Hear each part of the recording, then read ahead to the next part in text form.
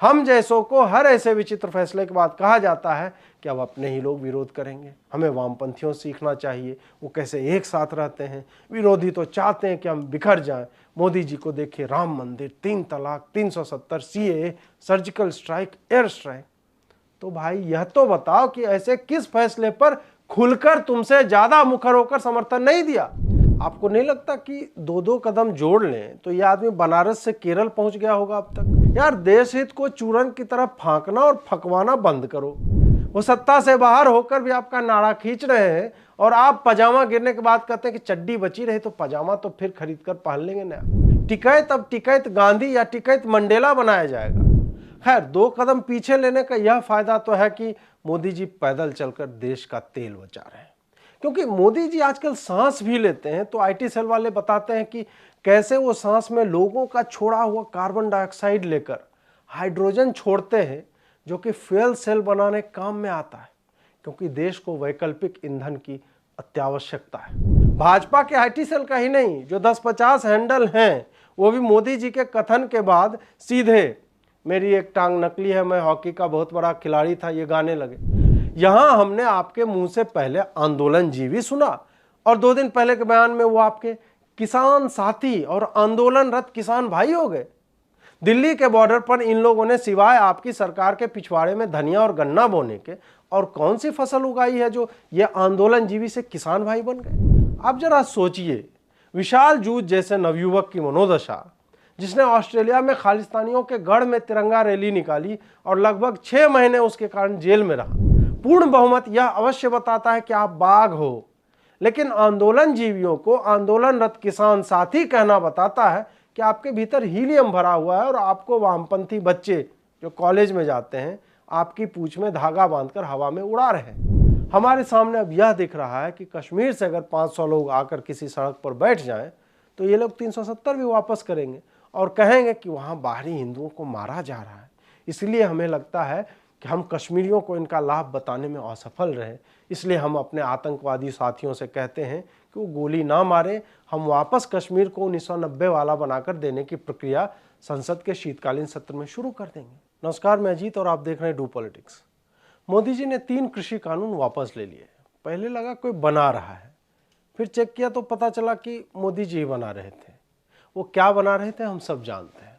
हमारा इतना कट चुका है कि अब बस बाल ही बचे हैं। ट्विटर पर लोग डिसअपॉइंटेड नहीं, हैशटैग डिसअपॉइंटेड है। किसी शब्द के पहले अगर हैशटैग लग जाए तो समझ लीजिए मामला गंभीर है। एक साथ डिसअपॉइंटेड, मास्टर स्ट्रोक, स्पाइनलेस और गोदी मीडिया ट्रेंड कर रहे थे। डिसअपॉइंटेड, स्पाइनलेस और गोदी मीडिया समझ में आया कि लोग निराश हैं और मोदी जी को रीढ़हीन कह रहे हैं। लेकिन मास्टर स्ट्रोक किसने ट्रेंड करवाया उसे मैं ढूंढ रहा था, मिला नहीं अभी तक। मतलब कृषि कानून बनाना भी मास्टर स्ट्रोक था और 1 साल बाद चुनाव के लिए वापस ले लेना भी मास्टर स्ट्रोक ही है। तब समझ में आता है कि मोदी जी का असली मास्टर स्ट्रोक तो उनके यही समर्थक हैं, जो चित भी मास्टर स्ट्रोक, पट भी मास्टर स्ट्रोक मान लेते हैं। ये कांड जब हुआ तब कुछ लोगों ने शेर और 2 कदम वाली बातें भी लिखी। भाई साहब, आपको नहीं लगता कि 2-2 कदम जोड़ लें तो यह आदमी बनारस से केरल पहुंच गया होगा अब तक। खैर, 2 कदम पीछे लेने का यह फायदा तो है कि मोदी जी पैदल चलकर देश का तेल बचा रहे हैं। क्योंकि मोदी जी आजकल सांस भी लेते हैं तो आईटी सेल वाले बताते हैं कि कैसे वो सांस में लोगों का छोड़ा हुआ कार्बन डाइऑक्साइड लेकर हाइड्रोजन छोड़ते हैं, जो कि फ्यूल सेल बनाने काम में आता है। क्योंकि देश को वैकल्पिक ईंधन की अत्यावश्यकता है। साथ ही यह बताते हुए आईटी सेल ही नहीं, ट्विटर पर जितने ऐसे हैंडल थे जिनसे आशा थी कि नीतिगत फैसलों पर वो कुछ कहेंगे, वो सब देश के लिए मोदी जी ने अपनी छवि की परवाह नहीं की। ये वाला ढोल इतना पीटे कि मैं भ्रम में पड़ गया कि कानून जब बनाया वो भी देश हित में था और हटाया तब भी। ऐसा विलक्षण कानून मोदी जी ही बना सकते हैं भाई। हर ऐसे हैंडल पर एक ही बात चल रही थी कि देश के लिए किया है। उसके बाद बात की गई कि सुरक्षा की स्थिति खराब हो रही थी, खालिस्तानियों का इसमें हाथ था, खालिस्तान 2.0 आ रहा था। मोदी जी ने राष्ट्र हित में यह फैसला लिया। एक ने लिखा कि मोदी जी जानते थे कि इससे उनके समर्थक नाराज होंगे, लेकिन उन्होंने देश हित में ऐसा कदम उठाया। एक उससे आगे बढ़ गया और कहने लगा कि मोदी जी ने खालिस्तान और पाकिस्तान पर सर्जिकल स्ट्राइक कर दी है। मतलब आप इसको समझिए, मतलब घर में डकैती की सूचना हो तो घर में आग लगा दो कि डकैत अब लूटेंगे क्या। यार देश हित को चूरन की तरफ फांकना और फकवाना बंद करो।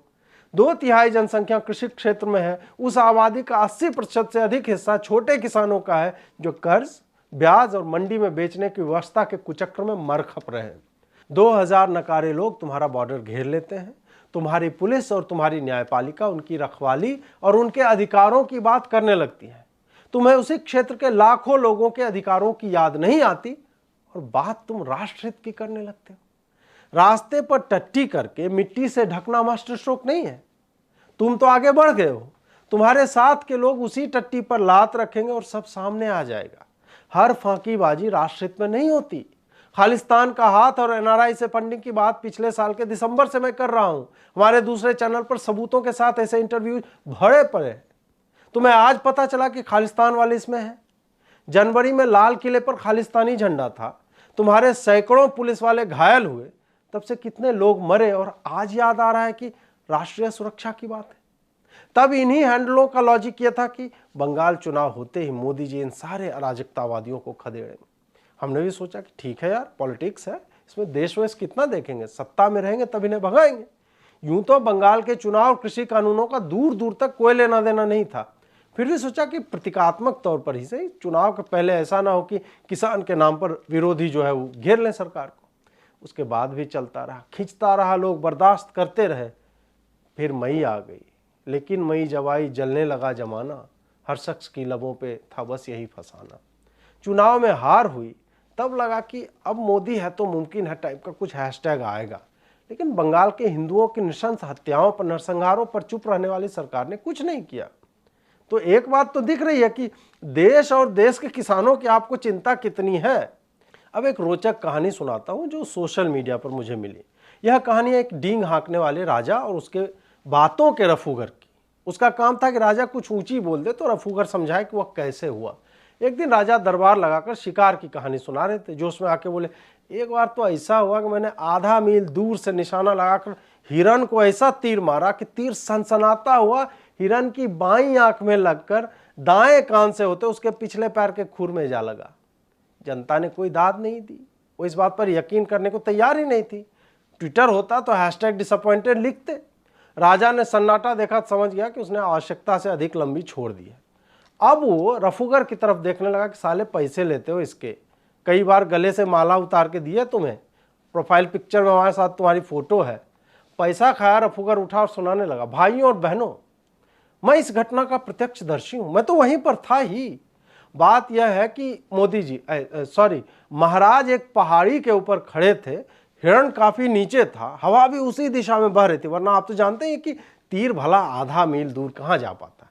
जहां तक बात आंख, कान और खुर की है तो बता दूं कि जिस समय तीर लगा था उस वक्त हिरण अपने दाएं खुर से दायां कान खुजला रहा था। तीर आंख से घुसा बाएं से और कान से निकल के उसके खुर में फंस गया।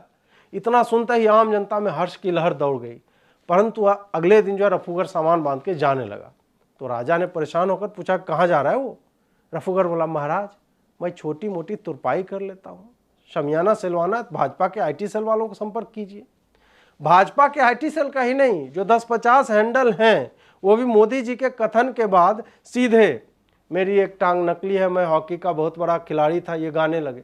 मैंने सोचा कि मैं तो 2% का आदमी हूँ, सपा उपा वालों से फंडिंग है मेरी क्या समझ इन बातों की। कई बार लोग कह भी देते हैं कि मैं क्या मोदी जी ज्यादा जानता हूँ, जब से पैदा नहीं हुए थे तुम तब से मोदी जी राजनीति कर रहे हैं। लेकिन ये लोग वो थे जो कई बार गलत बातों पर बोलते थे। ये 10-50 ट्विटर हैंडल की जिनकी मैं बात कर रहा हूँ। इस बार क्या हुआ कि एक तरफ से सब आदमी देश हित कीवर्ड से ट्वीट मारकर लेख लिखकर बता रहे हैं कि कैसे देश से पंजाब टूटकर कनाडा में मिल जाता। मैं सोचने लगा कि इनकी क्या व्यवस्था है। तब ध्यान आया कि साल भर तो कृषि कानूनों पर मोदी जी को हृदय की अतल गहराइयों से समर्थन दिया है, हर तर्क से सही बताया है, जैसा कि मैं भी कर रहा था और कर रहा हूं आज तक। ऐसे रिफॉर्म्स राष्ट्र के लिए दीर्घकालिक लाभ लेकर आते हैं। इसके लिए वास्तव में 56 इंच का सीना होना चाहिए। अब मोदी जी ऐसे पलटे हैं कि इनको किसी भी तरह से बिना निर्लज्ज और ढीठ बने डिफेंड नहीं किया जा सकता। जब आप कुछ नहीं कर सकते तब आप देश के हित की बात ट्वीट कर देते हैं। इस पर मैं जानता हूं कि मुझे क्या क्या कहा जाएगा, लेकिन कहने को बचा क्या है भाई राष्ट्र का पर्याय देश, वतन, मुल्क होते हैं। भाजपा या मोदी तो मैंने पढ़ा नहीं है। इसलिए उनके मुंह से निकले हर शब्द को मैं राष्ट्र हित या हिंदू हित नहीं मानता। पार्टी हित बोलिए, कहिए कि सत्ता में बने रहेंगे तो ही कानून बनाएंगे और वापस लेंगे, तो हमें समझ में आता है कि आदमी दिल का सच्चा है, झूठ नहीं बोलता। यहां हमने आपके मुंह से पहले आंदोलन जीवी सुना और 2 दिन पहले के बयान में वो आपके किसान साथी और आंदोलनरत किसान भाई हो गए। दिल्ली के बॉर्डर पर इन लोगों ने सिवाय आपकी सरकार के पिछवाड़े में धनिया और गन्ना बोने के और कौन सी फसल उगाई है जो ये आंदोलन जीवी से किसान भाई बन गए? आप हमें यह समझा रहे हैं कि आप किसानों तक कानून के लाभ बताने में असमर्थ रहे। किन किसानों को मोदी जी? वो कौन से किसान हैं जो करोड़ों की संख्या में सड़क पर आ गए थे? जिन्हें समझना था वो तो गांव में समझकर बैठे हुए हैं। आप ही की ऐप पर धान की बालियां लिए माथे में गमछा बांधे किसान यह बोलता दिखता था कि वो अब इस सब का चावल जो है निकाल के देश के किसी भी मंडी में बेच सकता है। आपने जो पोस्टर बनवाए थे, जो आपकी आईटी सेल से लेकर नए नए हिंदू हृदय सम्राट बने नेताओं के हर तीसरे पोस्टर ट्वीट में दिखता था, जिससे मंडी से मुक्ति पाया किसान और कॉन्ट्रैक्ट फार्मिंग के लाभ बताता वो लोग दिखाते थे, वो किसान थे या फिर कैमरा जीवी थे? क्या पता आपने टी शर्ट झुमके बेचने वाले अपने ही लोगों को मेकअप करके फोटो खिंचवा दिया हो, वरना आप तो गरीबी कृषि की समस्याओं पर वैसे ही गहराई से और फील लेकर बोलते हैं जैसे आपने वह जीवन जिया है। ये जो ठगा है आपने मोदी जी, उसे भले ही आपके समर्थक भगवान राम और धोबी की कहानी के स्तर तक पहुंचा दे और बहुत लोगों को आपके सर के पीछे वो पीले रंग की दैवीय आभा भी दिखती हो, लेकिन आप भी यह जानते हैं कि आप कुछ भी हो, राम तो आप नहीं हैं। मोदी जी के समर्थक फिर से एक पुराना कैसेट चला रहे हैं जिसमें बीच में दिल बनता है और बाहरों फूल बरसाओ मेरा महबूब आया हो बजता है। कहा जा रहा है कि मोदी जी ने खालिस्तानियों को एक्सपोज कर दिया है, अब वो बेरोजगार हो गए, अब वो क्या करेंगे? यही बात शायद नेहरू जी ने सोची होगी जब उन्होंने चीन को भारत के भूभाग दे दिए, सालों ले लो ठूस लो अपने पिछवाड़े में बर्फ, आगे बॉर्डर पे गांव मत बनाना। सत्य यह है कि वो आज भी डोकलाम गलवान से लेकर अरुणाचल तक टेंट लगाता ही रहता है। कौन से खालिस्तानी का क्या एक्सपोज हो गया, मुझे आईटी सेल वाले बताएं। कौन सा उपद्रवी एक्सपोज हो गया? अरे शर्म नहीं आई यह बोलते हुए? याद तो करो कि दिल्ली पुलिस और अर्धसैनिक बलों के लोग लाल किले से पटपटा के कैसे खाई में गिर रहे थे। याद करो कि निहंगों ने कैसे तलवार चलाए थे पुलिस पर और कितनी हत्या, बलात्कार, मोलेस्टेशन से लेकर शराब और चरस से जुड़े अपराध वहां होते रहे। बैरिकेड पर टंगी लाश, ट्रैक्टर रैली में गिरी लाश और उसके बीच की तमाम लाशें, वो भी तो किसी को एक्सपोज ही कर रही थी। मतलब आप यह देखिए कि ऐसे मासूम तर्क आ रहे हैं कि शाहीन बाग में मुसलमानों को एक्सपोज किया था, इस बार सिखों को कर दिया। यही तो है मास्टर स्ट्रोक। कोई यह लिख रहा है कि देखना अब सीधे साधे किसान वापस चले जाएंगे और जो बचेगा वो एक्सपोज हो जाएगा। खालिस्तानियों के पोस्टर तो पहले दिन से लगे हुए थे, 1 साल बीत गया। अब मुझे कोई आईटी सेलिया यह बता दे कि साल भर में सरकार ने ऐसा क्या किया कि खालिस्तानियों के बारे में उसे सूचना मिल गई या उनको घेरने के लिए कोई प्रयास किए गए और तब साल भर बाद यह खुफिया जानकारी मिली कि भाई किसान आंदोलन में तो खालिस्तानी लोग हैं, अगर यह आंदोलन चलता रहा तो राष्ट्रीय सुरक्षा का विषय बन जाएगा। आपके पास ऐसा दिखाने को कुछ नहीं है कि आपने उस फ्रंट पर कुछ भी किया है। आप हर जगह उसे टालते रहे क्योंकि आपकी गाड़ी को 1 घंटा अतिरिक्त घूमकर नहीं जाना पड़ता, ना ही मिलाडों की गाड़ियां उधर से जाती हैं। आपने इग्नोर किया और तब तक इग्नोर किया जब तक कैप्टन अमरिंदर सिंह कांग्रेस छोड़कर नहीं आए और उनकी यह शर्त पब्लिक नहीं हुई कि वो भाजपा के साथ तब तक नहीं जाएंगे जब तक 3 कानून वापस ना हो। आपने भले ही अमरिंदर सिंह के साथ गठबंधन के लिए यह न किया हो, क्योंकि वो तो हमें दिख जाएगा कि आप चुनाव के पहले या बाद में किसके साथ होते हैं किसके नहीं, लेकिन राष्ट्र हित का चूरन तो हम नहीं फांकेंगे। सत्य यह है कि आंदोलनों को साधना मोदी सरकार के वश की बात है नहीं, क्योंकि यह पूरी सरकार और इसके अधिकतर मंत्री वामपंथी मीडिया और उसके बुद्धिजीवियों की स्वीकार्यता के लिए लालायित रहे। शाहीन बाग को याद कीजिए, दंगे हो गए, 53 लोग मर गए, लेकिन यह सरकार तब भी उसे खाली नहीं करवा पाई। शाहीन बाग तब हटा जब कोरोना की पहली लहर गहन हो रही थी और आंदोलनकारियों को लगने लगा कि वो वाकई मर जाएंगे। उसमें सरकार का कोई योगदान नहीं था। फिर किसानों के नाम पर यह नौटंकी हुई, आपसे आज तक नहीं रुक रही है। 12 बार बैठक हुई, संसद द्वारा पास किए गए कानूनों को लेकर 15 लोगों ने आपकी सरकार को बंधक बनाए रखा, आप उन्हें भी नहीं हटा पाए हैं। वो अब नई मांगे लेकर आए हैं और वो अब तो बिल्कुल ही नहीं हटेंगे, क्योंकि उन्होंने कोरोना की दूसरी लहर भी देख ली और मोदी जी वाली नई लहर जिसमें वो राष्ट्रहित में फैसले लेकर खालिस्तानियों को एक्सपोज कर रहे हैं। और टिकैत को बेरोजगार बना दे रहे हैं। आप जरा सोचिए, विशाल जूझ जैसे नवयुवक की मनोदशा, जिसने ऑस्ट्रेलिया में खालिस्तानियों के गढ़ में तिरंगा रैली निकाली और लगभग 6 महीने उसके कारण जेल में रहा। आप सोचिए कनाडा में रहने वाले उन राष्ट्रवादियों का जो वहां अपनी जान पर खेलकर भारत का झंडा उठा रहे थे कि इन खालिस्तानियों का एजेंडा वो विदेशों में नहीं चलने देंगे। उनके पास न तो इतना पैसा था, न सत्ता थी, न शक्ति, फिर भी वो सिर्फ तिरंगा लेकर सड़कों पर बार बार आते रहे। आपके इस एक निर्णय ने उन सब के मनोबल को तोड़ा है। आपको यह अवश्य लगा होगा कि यह अंतिम बार है, आगे नहीं करेंगे।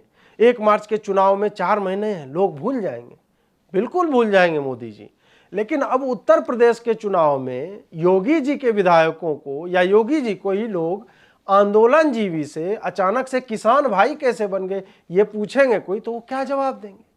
ये 56 इंच 5.6 इंच तक पहुंच चुका है और शेर 2-2 कदम पीछे लेते लेते यह नहीं देख पाया कि वो इस बार कैक्टस से भरे गड्ढे में गिरा है।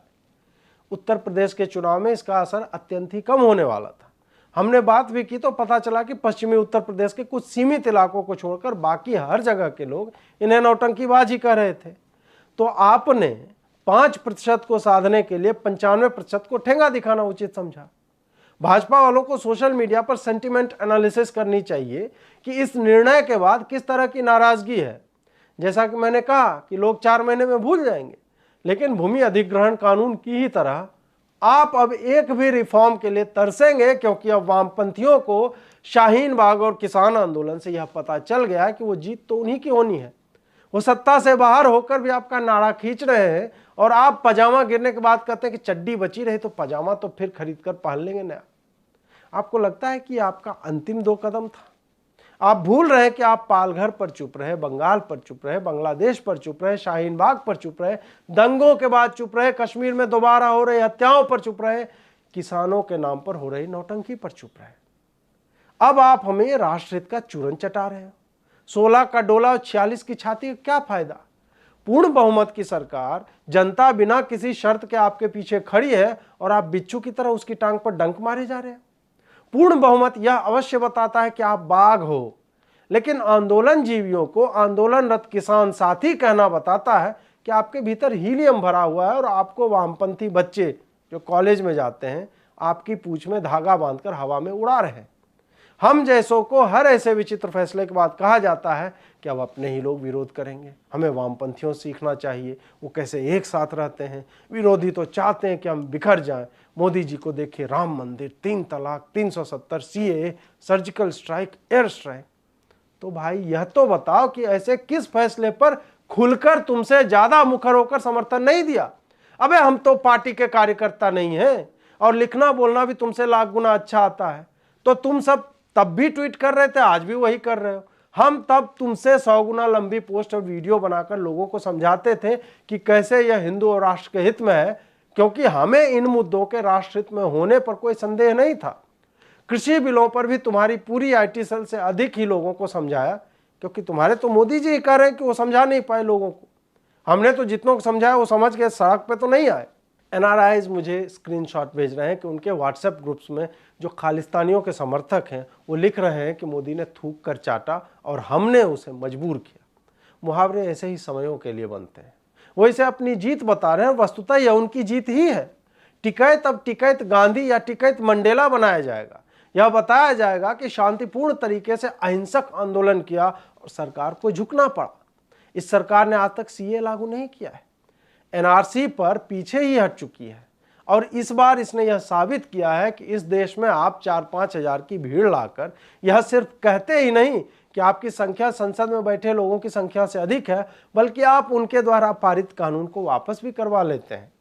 अब तो 2 बार यह मॉडल सफल हो चुका है कि सड़क जाम करने पर न तो सुप्रीम कोर्ट को फर्क पड़ता है न ही सरकार को। हमारे सामने अब यह दिख रहा है कि कश्मीर से अगर 500 लोग आकर किसी सड़क पर बैठ जाएं तो ये लोग 370 भी वापस करेंगे और कहेंगे कि वहाँ बाहरी हिंदुओं को मारा जा रहा है। इसलिए हमें लगता है कि हम कश्मीरियों को इनका लाभ बताने में असफल रहे। इसलिए हम अपने आतंकवादी साथियों से कहते हैं कि वो गोली ना मारे, हम वापस कश्मीर को 1990 वाला बनाकर देने की प्रक्रिया संसद के शीतकालीन सत्र में शुरू कर देंगे।